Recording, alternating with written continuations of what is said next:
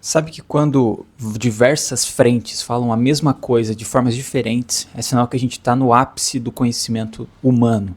E é isso que eu percebi lendo este livro chamado Psicogênese das Doenças Mentais, do Carl Jung. Essa é uma série de livros, são 35 livros que ele escreveu, das obras completas, né? Tem outros, como por exemplo O Homem e Seus Símbolos. E lendo esse livro, ele fala bastante, ele faz alguns paralelos entre a esquizofrenia e a ansiedade, as neuroses em geral, mas não como se elas fossem parecidas, mas o fundamento delas é o mesmo, o comportamento é diferenciado. Mas o essencial é que os complexos, ele fala muito sobre o complexos, e eu quero falar isso para você hoje, para você entender. Você vai sair daqui desse vídeo entendendo por que nós não somos os únicos donos da nossa casa chamada mente humana, e como que a gente pode lidar com os complexos para a gente viver melhor. Bom, complexos são quando você tem uma junção de imagens, de vivência, né? Você vive, você junta imagens com emoção, e elas são muito fortes, você criou um complexo.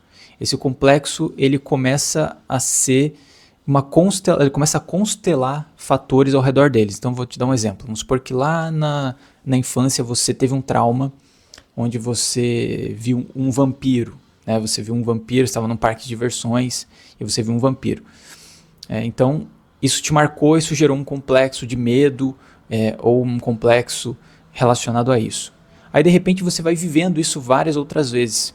Então, você vai alimentando este complexo com novas experiências. Então, se você teve uma experiência anterior, o trauma em si, ele é o inicial, mas ele não é...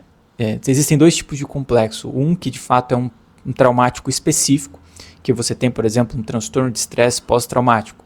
Você foi para a guerra, você voltou, é um trauma específico. E tem os traumas que você vai alimentando, que vão criando esses complexos que você vai alimentando ao longo do tempo, que são os principais que mais nos incomodam.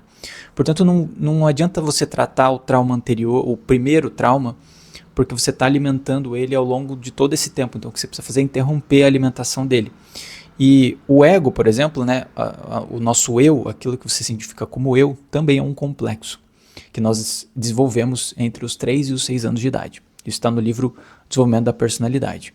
Portanto, o complexo, quando você não presta atenção nele, ele vai criando essa constelação de imagens e emoções de outras vivências que você vai tendo ao longo dos dias, semanas, anos, no presente, por mais que ele tenha sido desencadeado lá no passado, e ele vai começar a te incomodar, e ele vai começar a se tornar autônomo, porque o complexo do ego tenta dominar o tempo todo a tua atenção e o teu afeto. É isso que faz você estar consciente, racional, ou você estar mais emocional, mais submergido por outro complexo. É a questão do afeto, ou seja, a tua afetividade está aonde? É ali que vai estar a tua energia, é ali que vai estar a tua atenção. Então, muitas vezes o nosso ego perde esse afeto total, e esse afeto vai para um complexo. E esse complexo domina a gente parcialmente. Então, o ego fica em segundo plano em determinado momento, e esse complexo toma conta, fazendo com que a gente perca, de fato, por um período breve, essa autonomia, e o complexo que a gente criou, né, traumático, se torna parcialmente autônomo. E aí o ego depois consegue retomar a frente, né? Então ele estava aqui atrás, ele consegue retomar a frente, mas você vai ter refluxos desse afeto de forma bastante corriqueira ao longo dos tempos, e depois ele vai ficando cada vez mais espaçado. Tá? Eu tenho certeza que você já viveu alguma coisa relacionada a isso. Por exemplo, você cometeu uma gafe, então você foi falar com alguém e você cometeu uma gafe, você percebeu, aquele afeto te tomou, e aí de repente você começou a reagir estranho, completamente diferente do que você reagiria normalmente. Sei lá, você saiu correndo porque ficou extremamente envergonhado de ter falado uma besteira em público. E aí esse pensamento, você depois retoma o controle, e esse pensamento vem recorrentemente, de minuto a minuto, depois de 5 minutos em 5 minutos, 10 minutos a 10 minutos, de repente de 1 hora em 1 hora, de repente de um dia, de uma semana a semana, e aí ele vai diminuindo o afeto, ele vai descendo no inconsciente novamente, e você pode retomar a sua vida. Então o tempo é bastante importante, por isso que o segredo para você reduzir os complexos é você reduzir a afetividade.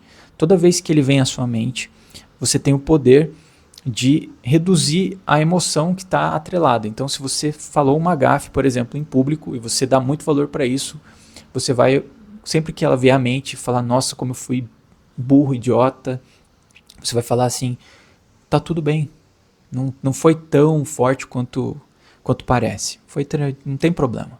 Então o afeto ele vai diminuindo. Ele fala, opa, peraí, então não é tão importante. Uma segunda vez eu vim na tua cabeça, uma terceira vez eu vim na tua cabeça. Aí depois ele vai começar a simplesmente sumir, de repente ele desaparece.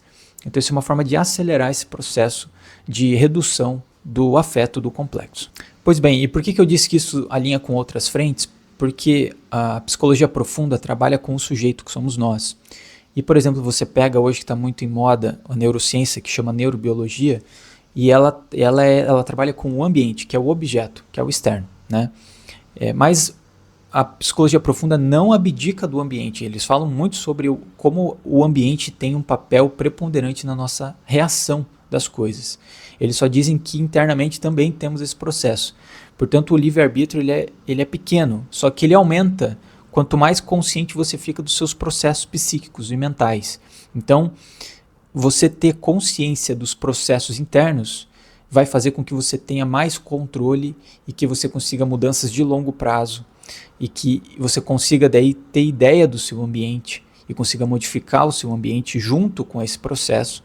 E aí você tem um aumento de ganho de livre-arbítrio, ou seja, de energia disponível para você pegar ela de um lugar e jogar ela para outro lugar. Essa energia ela é possível, está no livro Energia Psíquica. Você pode mexer ela, só que ela é bem pouca, perto do tamanho da energia, a gente tem pouca energia para mudar de lado. E aí entra um outro processo, que é o processo de você entender a força interna que você tem, que está querendo ser expressa, que tem a ver com todo o conflito da humanidade, e personalizar ela para a sua vida, para que ela vai apontar uma direção positiva para você seguir. E aí você o ego já deixa de ser o grande ego e se torna o pequeno ego, que é importante, o ego é essencial, mas ele é como um diretor, e essa força interior é como se fosse o ator. Então ela que atua e você dirige de certa forma, trazendo um pouquinho de direção para ela, tentando entender e personalizar essa força para sua origem, porque a única forma dela se expressar é através do indivíduo.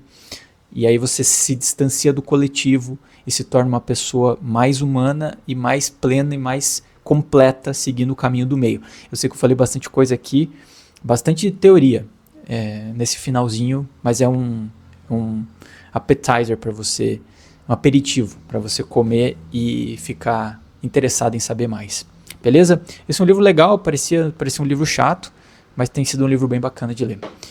Quero saber sua opinião, comentários. Eu faço esses vídeos justamente para a gente conversar e debater ideias. Te vejo no próximo vídeo.